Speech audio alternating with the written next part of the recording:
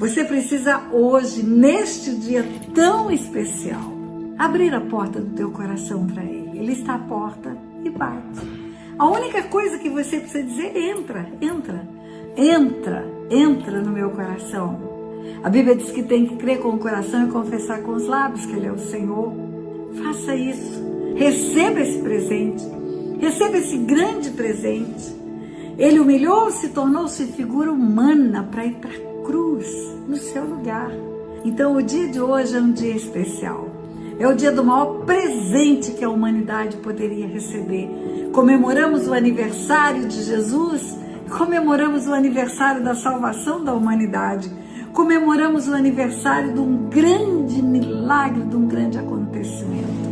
O dia que Deus fez-se carne e veio por amor a nós, a este mundo.